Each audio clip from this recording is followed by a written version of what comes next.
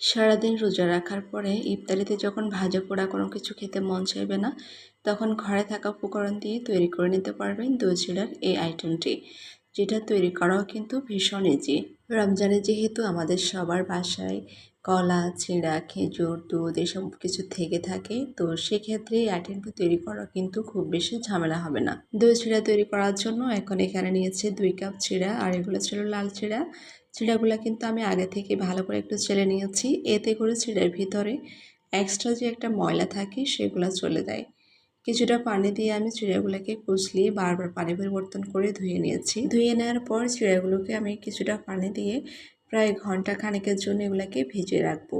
ভিজিয়ে নেওয়ার পরে কিন্তু এগুলো ফুলে একেবারে ডাবল হয়ে যাবে। এই দই চিড়াটা আপনারা চাইলে কিন্তু ইফতারের পাশাপাশি চেয়ারিতেও খেতে পারবেন। ঘন্টাখানেক ভিজিয়ে রাখার পর দেখতে পাচ্ছেন চিড়াগুলো ফুলে কিন্তু একেবারে সুন্দর ঝরঝরা হয়ে গেছে। এখন এখানে আমি একটা একটা করে সবগুলো উপকরণ মিশিয়ে নিব। প্রথমে এখানে আমি লিকুইড দুধ ব্যবহার করব, আর এখানে কিন্তু 1 লিটার দুধকে আমি জাল করে হাফ লিটার করে নিয়েছি। সেটা ঠান্ডা করে নিয়েছি আমি, আর ঠান্ডা করে নেওয়ার পরে এখন চিড়াতে দিয়ে দিচ্ছি এখানে মিষ্টি দই। এখন এখানে আমি দিয়ে দিব পাকা কলা, আর এই পাকা কলাটা কিন্তু চিড়ের সাথে অনেক ভালো যায়, খেতে কিন্তু ভীষণ ভালো লাগে। তারপর দিয়ে দিচ্ছি খেজুর। আমি এখানে কয়েকটা খেজুরকে একটু কুচি করে নিয়েছি। পাশাপাশি আপনারা চাইলে কিন্তু এখানে বিভিন্ন ধরনের ফল অ্যাড করতে পারেন, আর কিশমিশ, তারপর বাদাম এগুলো দিতে পারেন। তো আমার কাছে যেগুলো ছিল আমি ওগুলো দিয়ে তৈরি করে নিয়েছি।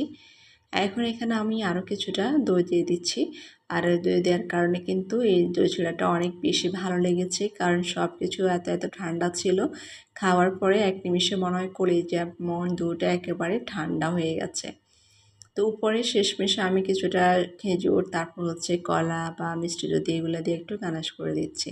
সব কিছু মিলে আলহামদুলিল্লাহ খেতে ভালো হয়েছে, আর আপনারা কিন্তু অবশ্যই ট্রাই করবেন, এটা দেখবেন খেতে ভীষণ ভালো লাগবে। কেমন লেগেছে আজকের ভিডিও অবশ্যই কমেন্ট করবেন, যদি ভালো লাগে তাহলে লাইক কমেন্ট শেয়ার করবেন সবাই। ভালো থাকবেন সবাই, সবার জন্য অনেক অনেক দোয়া ও শুভকামনা। আসসালামু আলাইকুম।